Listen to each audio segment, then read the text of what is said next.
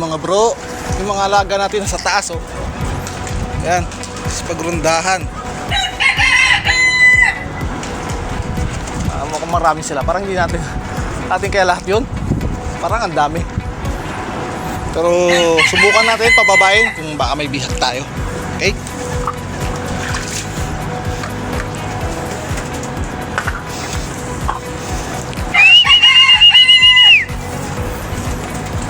Ating camera. Atin pala lahat yan. Ang babaan na. Yan lang kay Berto, si Boy Tumbling oh. Panay ang tumbling.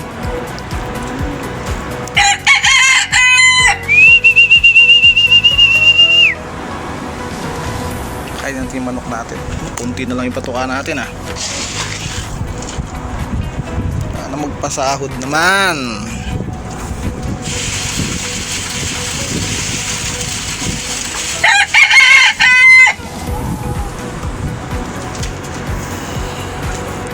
Tumpa? Ito pa oh.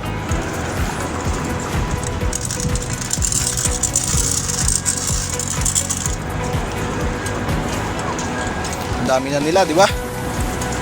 Kaya kailangan natin magbawas. Yung 3 biyag siguro bibenta natin yan. Tsaka yung siguro pag magtataglamig na, tingnan natin. Kaya takaw nila sa pagkain. Ito, may itlog na naman to. Yan, hindi ko alam kung may pisa na.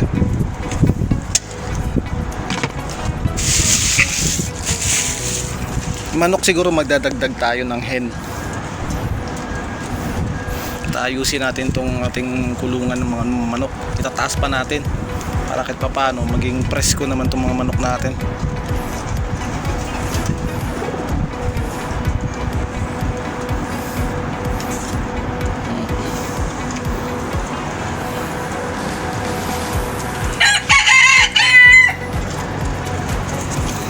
Tubig.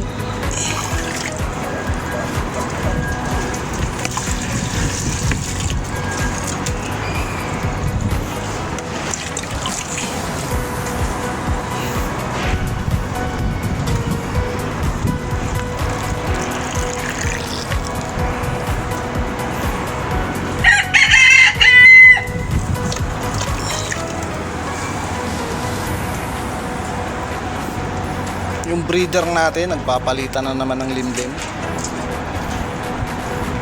Doon nga lang sa RGC, hindi dito ng itlog.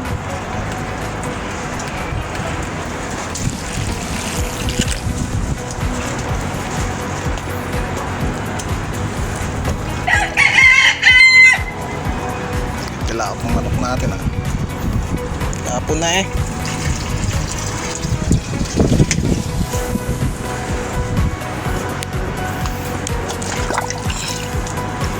Ay, nung umaga umakit ako rito para basahin tong flooring kasi sobrang init.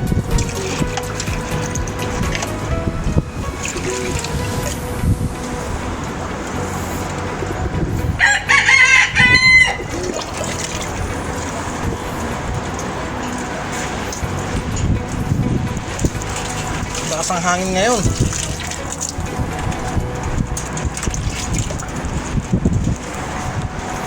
Malakas ang hangin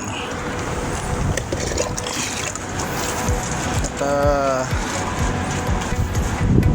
mainit pa din, kaya ubos lagi ang tubig.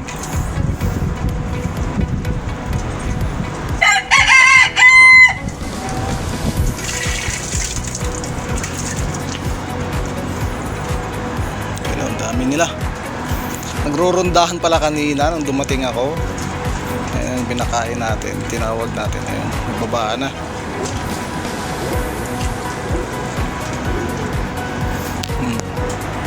Lapatin ni Berto, laging pahuli-huli. Uhaw na yan, pero ayaw pang bumaba. Ayan, sakit ng kalapati na yan. Hirap siyang bumaba pag nasa taas na ng bubong.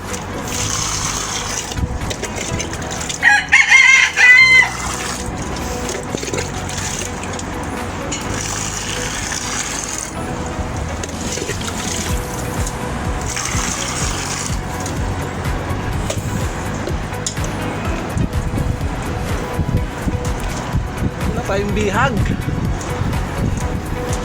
Wala tayong bagong bihag.